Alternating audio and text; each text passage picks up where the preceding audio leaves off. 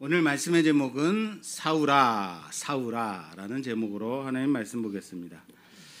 지난주 우리는 에티오피아 내시가 예루살렘에 와서 예배 드리고 돌아가는 길에 빌립 집사를 만나 예수 그리스도를 알고 그리고 믿게 된 그 사건을 봤습니다. 그는 수레 위에서 이사야서 53장을 읽고 있었죠. 그러나 그 말씀은 그가 도살자에게 끌려가는 양과 같이 끌려갔고 털 깎는 자 앞에서의 어린 양과 같았다. 그래도 잠잠했다. 이 말씀이 과연 누구를 가리키는 말씀인지 결코 해결할 수 없었습니다. 예배는 드리고 가는 길이지만 말씀이 열리지 않았다라는 얘기입니다. 왜 그랬을까요? 거기에는 예수가 빠져 있었기 때문이죠. 빌립은 그 말씀에 대해서 그 말씀이 바로 예수 그리스도, 그 말씀의 핵심이 바로 예수다라고 가르쳐 줍니다. 그제야 내시는 말씀 전체가 꿰뚫리게 되는 성령의 조명하심을 얻게 되죠. 그리고 그는 즉시 말하죠. 여기 물이 있으니 내가 세례를 받지 못할 이유가 무엇이겠느냐. 그리고 복음을 받아들이고 세례를 받고 기쁨으로 자기의 나라로 돌아갑니다. 이게 지난주 말씀이에요. 이것을 단순한 한 사람이 예수를 믿게 됐다, 단 한 사람의 회심 사건이다라고 보면 안 됩니다. 복음이 예루살렘에서 시작해서 유대와 사마리아를 지나 이제 어디까지? 지리적인 땅 끝까지, 지리적으로 땅 끝으로 불리어지던 남쪽 끝 에티오피아, 그리고 또 율법적으로는 총에 들어올 수 없었던 자, 구원에서 배제된 자, 가장 멀리 있는 자, 고안이 상한 자, 내시에게까지 도착한 놀라운 사건이다라고 그랬습니다. 땅 끝까지 이른. 그리고 이어지는 오늘 본문입니다. 우리는 이제 사울의 회심 사건을 보게 될 것입니다. 사울이 누굽니까? 복음의 반대편에서 가장 박해하던 자, 복음을 듣지 못한 자가 아닙니다. 복음의 확산을 막으려는 자. 그는 예루살렘 산에 들린 공회의 공식적인 체포영장을 받아 다메섹으로 그리스도인들을 잡으러 가는 길이었습니다. 예루살렘 교회에 던져졌던 그 핍박, 예루살렘의 박해가 시작되자 그것을 피해 흩어진 자들이 복음의 씨앗이 되어서 복음을 전하던 그곳을 일일이 뒤쫓으면서 복음의 씨가 뿌려진 그곳을, 그 현장을 짓밟기 위해서 살기 등등하게 달려가는 그 길이었습니다. 그런데 거기까지였습니다. 살기 등등하게 쫓아가는 그 길에서 끝났습니다. 하나님이 그를 멈춰 세우셨습니다. 멈추게 하신 거라고요. 이게 오늘 본문의 시작입니다. 예수님은 강렬한 빛 가운데서 그에게 나타나셨고 그를 부르셨습니다. 그는 엎드러졌습니다. 주님이 그를 부르시죠. 사울아, 사울아. 주여, 누구시오니까? 나는 네가 박해하는 예수다. 그는 아무것도 보지 못하게 되어 사람들의 손에 이끌려 다메섹으로 들어가게 되었습니다. 그리고 사흘 동안 보지 못하고 먹지도 마시지도 않았습니다. 먹지도 않고 마시지도 않고 뭐 했을까요? 기도했겠죠. 그리고 예수님이 보내신 제자 아나니아를 통해서 다시 보게 되었습니다. 우리에게도 이런 역사가 있으면 얼마나 좋겠습니까? 예수님이 보내신 조재영 목사가 안수하니 이제 복음을 박해하는 자에서 복음을 증언하는 자가 되었습니다. 자, 이렇게 보면 우리는 지금 주님이 말씀하신 예루살렘과 온 유대와 사마리아와 땅 끝까지 이르러 내 증인이 되리라 라는 이 말씀의 흐름, 이 흐름에 따라 땅 끝의 새 장면을 본 것입니다. 땅 끝의 새 장면. 자, 볼까요? 첫 번째, 두 번째는 아시겠죠? 지리적으로 땅 끝, 남쪽의 땅 끝 에티오피아. 그리고 이방인, 그죠? 율법적으로 땅 끝 뭐예요? 내시. 예. 그 배제됨의 상징성, 내시에게 복음이 전해지고, 그리고 오늘 정서적으로는 복음의 완전 반대편에 핍박과 억압을 가하고 있던 사울, 이렇게 세 가지 땅끝을 보게 된 겁니다. 자, 사울은 지금 다메섹으로 가고 있었습니다. 다메섹은 예루살렘에서 북동쪽으로 약 240km 떨어진 도시입니다. 이 거리 240km면은요, 서울에서 대구까지 가는 거리가 그 정도 된다고 하더라고요. 당시 낙타나 말을 타고 가면 2, 3일 정도 걸리는 거리, 그리고 걸어서 가게 되면 약 닷새 이상 걸리게 되는 거리라고 합니다. 다메섹은 수리아의 굉장히 중요한 도시 중에 하나입니다. 무역과 행정의 중심지였습니다.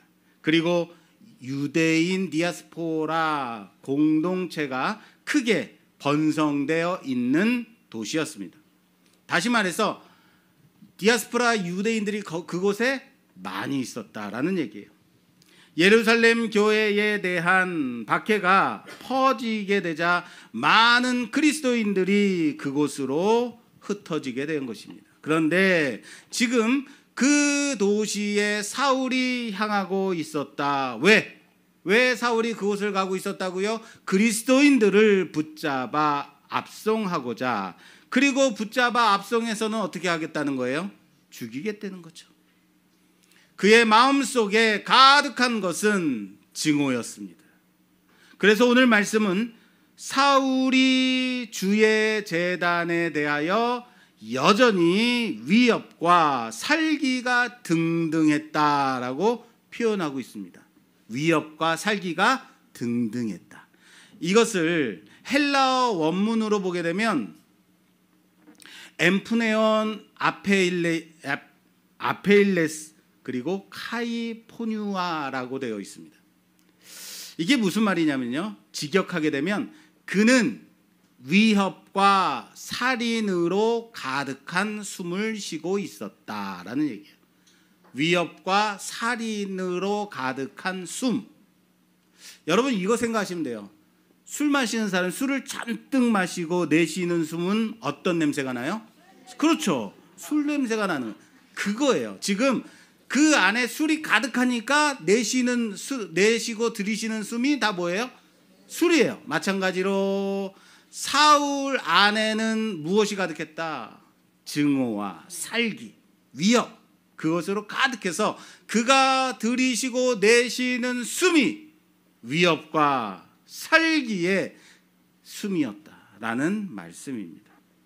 이것은 단순히 마음의 품은 그 정도가 아니라 그의 존재 자체가, 숨 쉬는 것 그 자체가 증오로 가득 차 있었다라는 말이에요. 사울은 7장에서 잠깐 등장했었죠. 기억하십니까? 스데반이 순교당하는 그 현장에 사울이 있었어요. 사람들이 스데반을 돌로 치기 위해서 겉옷을 벗고 그 옷을 젊은 사울에게 맡겼을 때 그때 거기에 있었습니다. 그리고 이 옷을 맡겼다라는 얘기를 그 책임을 그에게 맡긴 것이다라는 의도라고 하더라고요. 이 상황을 여러분 생각해 보세요. 왜 돌을 던지는 사람들이 옷을 벗었을까요? 옷을 벗어서 사울에게 맡겼을까요? 그냥 이건요, 스데반을 돌로 칠 때에 그냥 이 사람 나쁜 사람이네 하고 그냥 돌 던지는 그 정도가 아니라는 거예요. 이건 옷을 벗어 놓고 전력으로 돌을 던지기 위해서 벗은 거예요. 다시 말해서 그들 마음속에 죽이고자 하는 마음으로 가득해 있었기 때문에 전심으로 돌을 던지기 위해서 옷을 벗었다. 우리 싸움할 때 여러분, 제가 지금 양복을 입고 있는데 누구랑 만약에 싸움을 한다고 생각해 보세요. 그럼 양복을 입고 싸우는 게 편하겠어요? 어떻게 해야 돼요? 그렇죠. 겉옷을 벗죠. 그런 거예요. 그렇게 최선을 다해서 싸우려고 하는 거, 그런 겁니다. 그리고 사울이 잠깐 거기서 등장하고 그 다음 장 8장에 가면 다시 그 젊은 사울이 다시 나옵니다. 그는 그것을 정당하게 여겼다라고 사울의 마음을 드러내고 있습니다. 볼까요? 8장 1절. 사도행전 8장 1절에서 3절 말씀을 좀 봉독해 주세요. 사울은 그가 죽임 당함을 마땅히 여기더라. 그 날에 예루살렘에 있는 교회에 큰 박해가 있어 사도 외에는 다 유대와 사마리아 모든 땅으로 흩어지니라. 경건한 사람들이 스데반을 장사하기 위하여 크게 울더라. 사울이 교회를 잔멸할새 각 집에 들어가 남녀를 끌어다가 옥에 넘기니라. 아멘. 자, 사울은 스데반이 죽임 당함을 어떻게 여겼대요? 마땅히 여긴 사람입니다.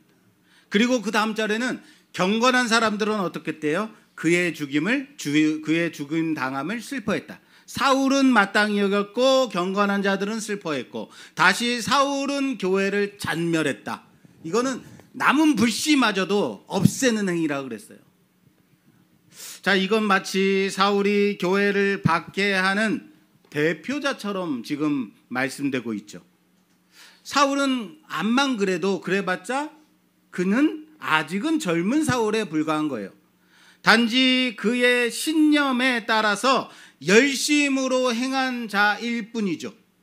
그런데 사도행전에서는 누가는 그를 완전히 대표격으로 말하고 있어요. 교회를 잔멸시켰다. 누가요? 사울이. 예수를 반대한 자들 모두가 그렇게 한 거죠. 정말 사울만이 교회를 미워하고 성도들을 죽이고자 예수의 이름을 없애려고 했던 것인가? 아니죠. 산헤드린 전체가, 공회 전체가 함께 했던 일입니다. 유대교 체제 전체가 예수를 반대했던 거죠. 그런데 왜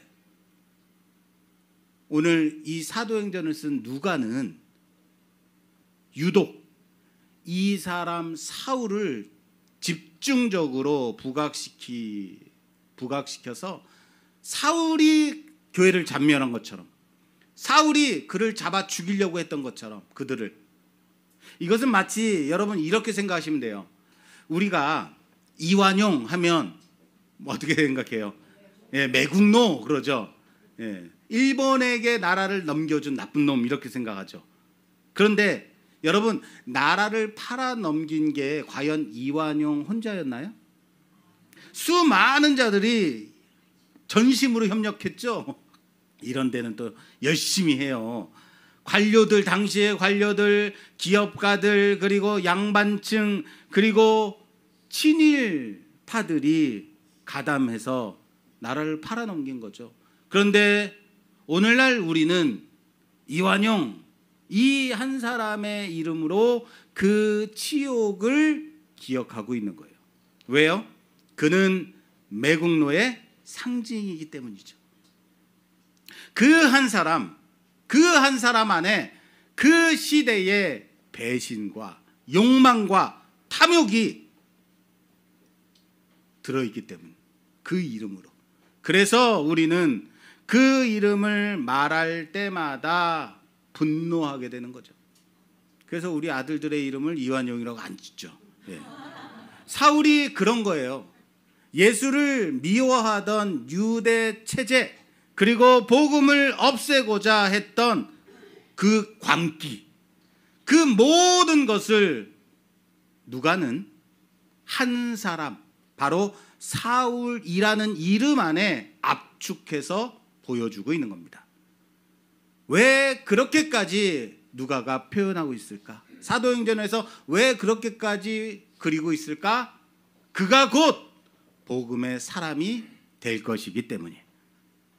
따라서 합시다. 그가 복음의 사람이 될 것이기 때문이다.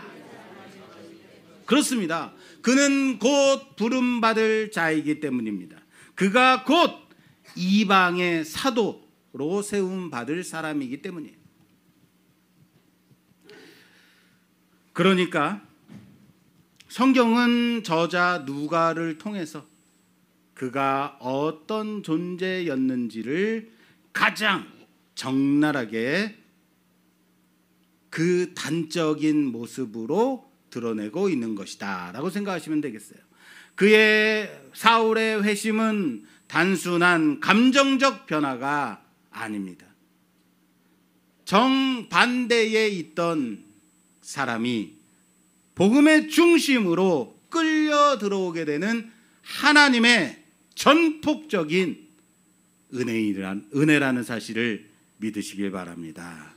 그리고 지금 그는 공문서를 받아 직접 체포하러 다메섹으로 향하고 있었던 그 길이었습니다.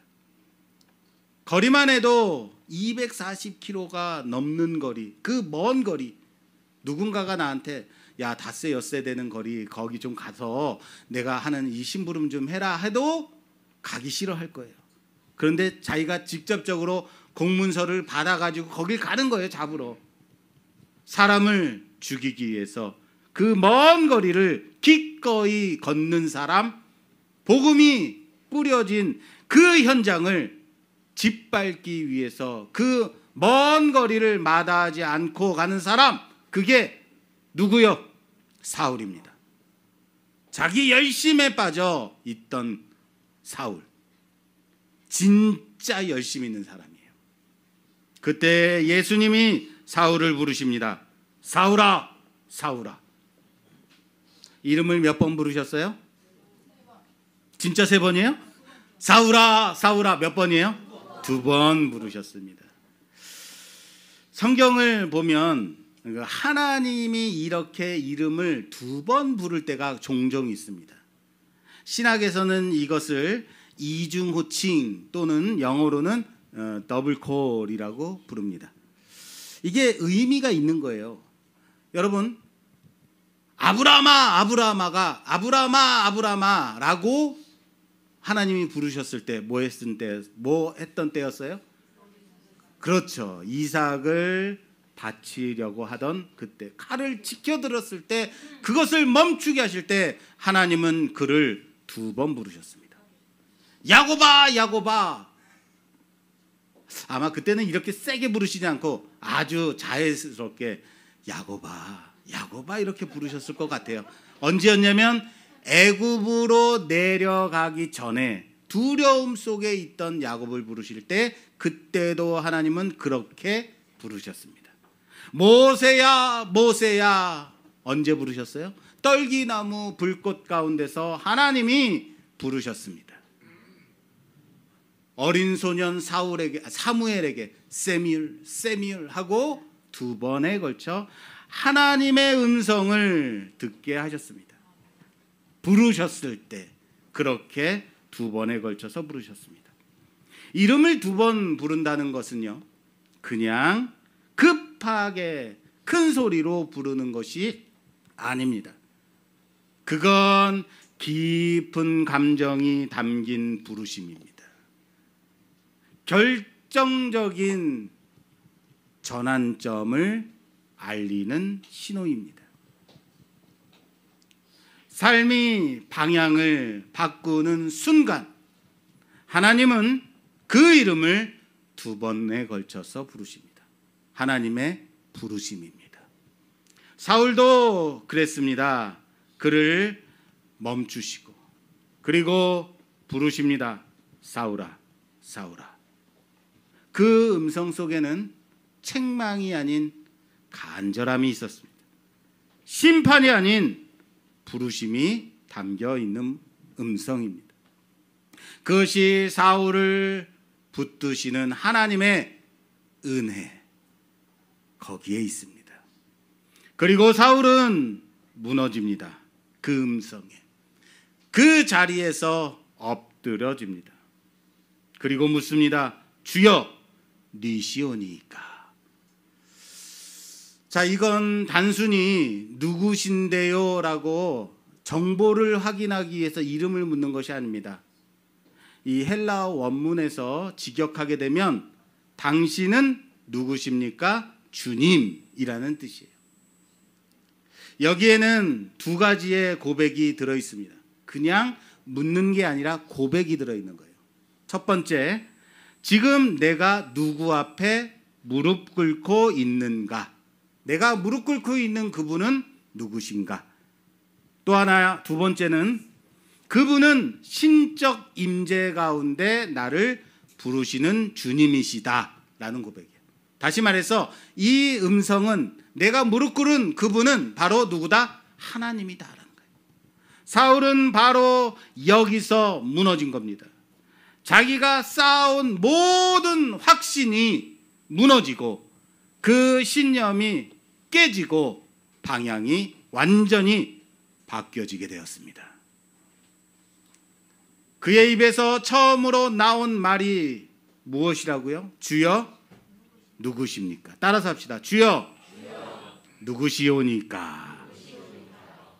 그리고 주님은 그에 대해서 말씀하십니다. 나는 내가 박해하는 예수라. 모든 것이 그 한마디로 뒤집어졌습니다. 나는 예수다. 예수, 그 이름이 바로 해답임을 믿으시길 바랍니다. 사울의 질문, 주여 누구십니까? 라는 이 질문, 우리에게 또 하나의 사건을 떠올리게 합니다. 출애굽기 3장에 모세가 떨기나무 불꽃 가운데서 하나님을 만났을 때, 그때 하나님은 모세를 부르셨습니다. 그리고 모세는 묻습니다. 그들에게 당신을 누구라고 하리까? 내가 누구의 이름으로 가야 합니까? 라고 묻는 거예요. 다른 말로 할까요? 당신은 누구십니까? 라는 질문입니다. 오늘 사울의 이 질문, 주여 누구십니까? 라는 이 질문과 모세의 묻는 그들에게 당신을 누구라고 하리까의 이 2 질문은 놀랍게도 거의 동일한 의미를 담고 있습니다. 내가 지금 누구 앞에 서 있는가? 내가 누구의 명령을 따라 살아야 하는가? 모세는 하나님께 사명을 받기 전에 그 이름을 물었습니다.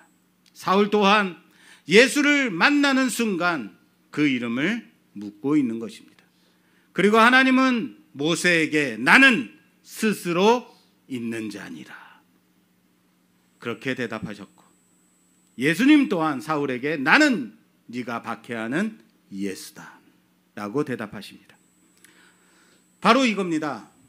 사울은 바로 거기서 알게 된 것입니다.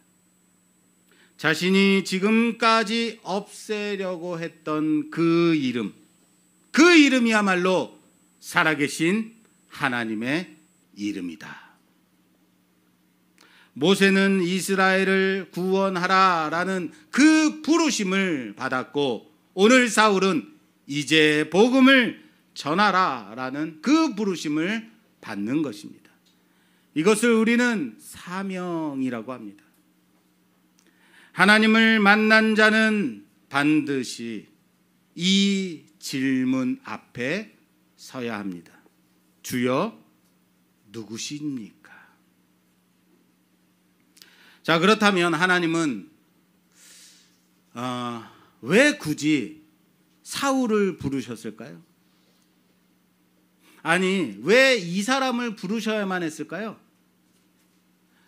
살기 등등해서 가는 사람, 그냥 버려도 될 사람, 심판해서 끝내버려도 될 사람, 왜 굳이 사울을 부르셨을까요? 첫째, 그는 마음의 땅끝이기 때문이다. 앞에서 설명드렸죠. 사울은 복음의 중심 예루살렘에 있었지만 그의 마음은 땅 끝에 있었다. 그는 가장 멀리 있고 예수를 가장 싫어했고 그 이름을 지우고자 없애고자 했던 사람, 교회를 짓밟으며 성도를 죽이는 그 일에 앞장섰던 자입니다. 그 누구보다 복음에서 멀리 있던 사람, 그가 바로 땅끝, 마음의 땅끝인 자이기 때문에. 그러나 주님은 분명 땅끝까지 이르러 내 증인이 되리라 라고 말씀하셨기 때문에 그야말로 그가 마음의 땅끝, 그곳까지 가서 전하신 겁니다. 왜요? 복음은 그런 자를 향하는 것이기 때문입니다. 다른 말로 할까요? 사울이 변화될 수 있다면 누구든지 변화될 수 있다. 따라서 합시다. 사울이 변화될 수 있다면 누구든지 변화될 수 있다. 할렐루야. 복음은 가장 멀리 있는 자에게까지 흘러가고 있는 것입니다. 하나님은 그를 통해서 마음의 땅 끝까지도 복음의 대상임을 선언하고 계신다라는 사실을 믿으시길 바랍니다. 둘째, 왜 사울이어야 했을까? 그는 준비된 자이기 때문에. 따라서 합시다. 그는 준비된 자다. 아이러니하게도요, 그는요 준비되어 있던 사람이야. 율법에 능통한 자였습니다. 말씀을 꿰뚫고 있는 사람이었습니다. 하나님을 열심히 섬긴다고 믿는 사람이었습니다. 그 열심으로 성도들을 죽이기까지 한 자였습니다.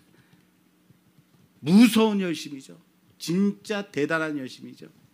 단지 방향이 틀렸을 뿐이죠. 그런데 그가 예수를 만나는 순간 지금껏 배운 모든 말씀, 외워온 모든 율법의 조항들, 익숙했던 성경이 모두 한 이름으로 꿰뚫리게 되었다. 그 이름 누구요? 예수. 그분이 그리스도시라라는 이 사실 하나가 지금껏 사울이 가졌던 모든 조각 하나하나를 하나로 묶어주게 된 것입니다. 그래서 그는 바로 예수가 하나님의 아들이심을 전할 수 있었던 것입니다. 말씀을 전하는 사람은 반드시 말씀으로 준비된 자여야 한다라는 사실을 믿으시기 바랍니다. 은혜는 준비된 자를 통해 역사합니다. 말씀이 꿰뚫리고 그리고 그 말씀이 내 안에 들어오고 진리로 무릎 꿇게 되었을 때, 그리고 예수가 그 중심에 자리 잡게 되는 그 순간 하나님의 사명이 주어진다라는 사실을 믿으시길 바랍니다. 셋째, 왜 바울이어야 했을까? 그는 결코 자격이 없는 자였기 때문이다. 따라서 합시다. 그는 자격이 없는 자이기 때문이다. 사울은 자격이 있어서 부르심을 받은 게 아니죠. 오히려 누구보다도 자격 없는 자였다라는 거예요. 그는 복음의 그 길을 막고자 했고 교회를 무너뜨리고자 했고 그렇게 성도들을 잡아오게 가두려고 했던 그런 자였죠. 그는 사람을 죽이고 예수를 대적했던 자였습니다. 그래서 그는 가장 부르심에서 멀리 있던 자였다. 그런데 하나님은 그를 부르십니다. 그를 넘어뜨리시고 그 눈을 가리시고 그의 이름을 부르십니다. 사울아, 사울아. 왜요? 사랑하는 여러분, 은혜란 그런 것입니다. 은혜는 여러분 자격 없는 자에게 주어졌기 때문에 은혜인 거예요. 자격이 있으면 그건 은혜가 아니라 대가예요. 무슨 말인지 이해되세요? 내가 한 달 동안 열심히 일했어요. 그럼 월급 받을 자격이 있는 거죠. 그런데 나는 일을 한 것이 하나도 없는데 갑자기 내게 귀한 도움을 줘요. 이건 뭐예요? 은혜인 거죠. 자격이 없이 주어졌잖아요. 은혜는 자격을 따져 부르지 않는다라는 사실을 믿으시길 바랍니다. 그래서 그것을 은혜라고 할 수 있는 거예요. 사울은 나중에 자기 자신을 이렇게 고백합니다. 찾아볼게요. 고린도전서 15장. 고린도전서 15장 9절에서 10절 말씀 봉독해 주시겠어요? 나는 사도 중에 가장 작은 자라. 나는 하나님의 교회를 박해하였으므로 사도라 칭함받기를 감당하지 못할 자니라. 그러나 내가 나 된 것은 하나님의 은혜로 된 것이니 내게 주신 그의 은혜가 헛되지 아니하여 내가 모든 사도보다 더 많이 수고하였으나 내가 한 것이 아니요 오직 나와 함께 하신 하나님의 은혜로라. 아멘. 우리가 알다시피 사울은 이제 바울로 불림을 받으면서 이방인들에게 정말로 수고와 정말 많은 일들을 했어요. 많은 사명을 감당했어요. 그런데 고린도서 15장 말씀이 뭐라고 고백하고 있어요? 사도 중에 가장 작은 자다. 내가 많이 수고했지만 나는 사도로 부름받기에 부끄러운 자다라고 말하는. 왜요? 자기가 받은 것이 은혜였기 때문에. 이 고백이 곧 복음이라는 사실을 믿으시길 바랍니다. 은혜 없는 자, 자격 없는 자에게 주어진 것. 그래서 은혜. 사울이 부름을 받았다라는 그 사실은 복음이 누구에게나 임한다라는 사실을 증명하는 거예요. 그게 될 수 있다면 누구든지 될 수 있다. 우리는 사울이 부름을 받은 이 사건을 통해서 복음이 누구에게나 임할 수 있음을 봅니다. 이건 그가 될 수 있다면 누구든지 될 수 있는 놀라운 선언이라는 사실을 믿으시길 바랍니다. 사울이 부름받은 그 사실 하나로 나 또한 복음의 대상임을 확증해 주는 사건 아니겠습니까? 자격이 없어서 주저앉아 있는 자에게, 포기하고 싶은 사람들에게 하나님은 오늘도 사울을 보여주십니다. 이 사람도 내가 불렀단다. 하물며 너뿐이겠니. 그리고 우리는 그 사울이 바로 나 자신임을 고백하기를 바랍니다. 오늘 이 자리에 있는 우리에게도 예수님은 물으십니다. 사울아, 사울아, 네가 어찌하여 나를 박해하느냐. 이 말씀은 비단 사울에게만 던져진 것이 아니에요. 우리도 알게 모르게 주님을 박해하고 있지는 않았습니까? 주님의 뜻과 반대되는 방향으로 살아가고 있지 않았습니까? 사울 또한 열심으로 하나님을 섬긴다고 섬겼던 자였어요. 단지 방향이 틀렸던 거죠. 이 질문에 우리도 사울처럼 고백하기를 바랍니다. 주여 누구시오니이까? 예수 그리스도를 바로 아는 자 되기를 바랍니다. 우리가 지금 누구 앞에 서 있는가? 무엇을 위해 살아가야 하는가? 끊임없이 내 자신에게 묻는 우리가 되기를 바랍니다. 오늘 말씀을 마무리하겠습니다. 여기서 우리에게 이렇게 적용했으면 좋겠어요. 첫째, 내 안의 땅끝을 발견하자. 따라서 합시다. 내 안의 땅끝을 발견하자. 사울은 겉으로는 열심 있는 종교인이었습니다. 그의 마음이 예수님으로부터 가장 멀리 떨어진 땅 끝이었던 거죠. 우리 안에도 주님으로부터 멀어져 있는 그런 영역이 혹시 있지 않으십니까? 미워하는 마음, 용서하지 못하는 마음, 이기적이고 세상의 쾌락만을 쫓는 그런 탐욕, 정욕들. 혹시 이건 내가 알아서 할 부분이야 라고 하며 예수님의 손길을 거부하는 그런 영역 우리 안에 있지 않습니까? 주님은 우리가 가장 숨기고 싶어하는 그 가장 변화되기 어렵다고 생각하는 그 마음의 땅 끝까지 찾아오심을 믿으시길 바랍니다. 오늘 이 시간 예수님 앞에 그것을 내어드리고 내 마음의 땅 끝은 어디인지 점검하는 우리가 되기를 주님의 이름으로 부탁합니다. 둘째, 은혜는 자격이 아닌 부르심에 있다. 따라서 합시다. 은혜는 자격이 아닌 부르심에 있다. 우리는 종종 무엇을 집사님 오늘 이제 이런 봉사 좀 하셔야 되지 않겠어요? 여기서 헌신해야 되지 않겠습니까? 그러면 우리는 뭐라고 하냐면요. 저는 자격이 없어서요.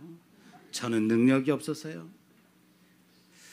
주님의 부르심 앞에서 머뭇거리고 있진 않습니까? 그러나 사울은 그 어떤 자격도 없었던 사람입니다. 오히려 교회를 핍박하고 성도를 죽이던 그런 사람이었습니다. 사울도 그렇게 했던 자예요. 그런데도 예수님은 그를 부르셨습니다. 그의 자격 때문이 아닙니다.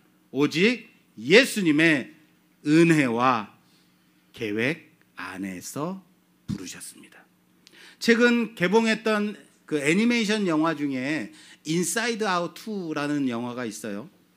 주인공이 라이라라는 그 여자아이인데 이 애니메이션인데 머릿속에 이제 각각의 생각들이 인격적으로 다 존재해요. 그 머릿속에 기쁨, 슬픔 이런 기본적인 감정들이 각각의 인격으로 존재하는 그런 애니메이션이에요.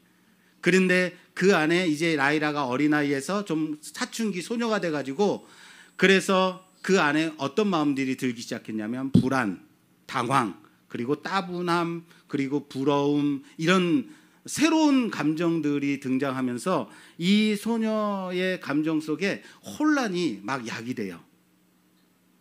그러면서 이 라일리의 그 삶이 아주 복잡하게 만들어지게 됩니다. 우리는 불안이나 질투, 어떤 나쁜 감정들 이런 것들을 부정적으로만 보게 됩니다. 그런데요, 한 사람의 인격이 만들어지는 가운데 이런 영역까지도 그 사람의 성장에 필요한 부분이다라는 것을 보여주는 영화예요. 이처럼 우리는 때로는 우리 자신의 부족함, 어두운 감정, 그리고 심지어 죄악된 그 모습 때문에 스스로를 자격 없다라고 판단하기도 합니다. 그러나 사랑하는 여러분, 하나님은 우리의 그 불안, 우리의 어두운 면 그까지도 다 아시고 그럼에도 불구하고 우리를 부르시는 하나님이라는 사실을 믿으시길 바랍니다. 우리가 어떤 모습이든 하나님은 그 모든 것을 아시고 우리를 사용하실 수 있는 하나님이시다라는 사실을 믿으시기 바랍니다. 중요한 것은 우리가 주님의 부르심에 주여 니시오니까 라고 응답하고 그분의 손에 우리 자신을 온전히 맡기는 것이라 라는 사실을 믿으시기 바랍니다. 마지막으로 세 번째, 주님이 주신 그 사명을 깨달아야 한다라는 사실을 믿으시기 바랍니다. 뭘 깨달아야 된다고요? 사명. 사울은 예수를 만난 후 자신의 모든 열심과 지식을 예수 그리스도를 증거하는 데 사용했습니다. 그에게 그의 삶의 목적은 예수를 박해하는 것에서 이제 예수를 전하는 것으로 완전히 뒤바뀌었다고요. 우리는 각자의 자리에서 어떤 사명을 살아가고 있는 자들인가? 우리의 직업, 가정, 관계 그 안에서 예수님을 증거하는 삶을 살아가고 있습니까? 요즘 젊은 세대들이 잘하는 말 중에 갓생이라는 말이 있대요. 뭐라고요? 갓생. 이 갓생은 잘 사는 인생을 말한다고 하더라고요. 이건 열심히 부지런히 근면하게 살아가는 것, 이것을 갓생이라고 하는데 단순히 잘 사는 것을 넘어서 규칙적이고 생산적이고 그리고 그런 생활을 통해서 후회 없는 인생을 살아가는 그 의지를 말한다고 하더라고요. 어떤 이들은 아침 일찍 일어나서 운동하고 자기 개발하고 독서하고 그리고 출근해서 그리고 열심히 일하고 그리고 또 건강식 먹고 건강을 위해서 운동하고 이런 것을 갓생이라고 말하기도 한다고 하더라고요. 그런데 사랑하는 여러분, 여기에 중요한 단어가 있습니다. 갓생. 뭐예요? God. 대문자지. 뭐예요? 하나님의 인생. 그렇습니다. 이 갓생이라는 단어에서 하나님, 다시 말해서 하나님 안에 있는 삶을 봐야 된다라는 사실을 믿으시기 바랍니다. 진정한 갓생은 하나님이 기뻐하시는 삶, 곧 하나님이 우리에게 주신 그 사명을 깨닫고 그 사명을 따라 살아가는 삶을 갓생이라고 우리는 부르기를 원합니다. 사울이 그랬습니다. 그의 삶은 오직 예수 그리스도의 복음을 위해 드려지는 갓생이었습니다. 우리는 무엇을 위해 우리의 열심과 시간을 사용하고 있습니까? 예수님은 우리의 이 일상 속에서 예수님의 증인으로 살아가기를 원하신다라는 사실을 믿으시길 바랍니다. 사랑하는 여러분, 오늘 예수님이 우리 각자의 이름을 아무개야라고 2번에 걸쳐서 부르시고 계신다는 사실을 믿으십시오. 이 음성 속에는 책망이 아니라고요. 간절함이 있습니다. 심판이 아닙니다. 부르심입니다. 은혜는 자격을 묻지 않습니다. 오늘 이 시간 예수님의 이 음성에 귀 기울여 주여 누구시오니까? 나는 과연 어디에 서 있는 것입니까?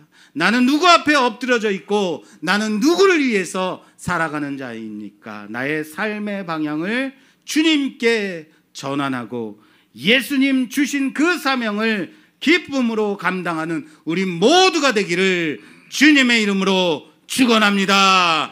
축원합니다.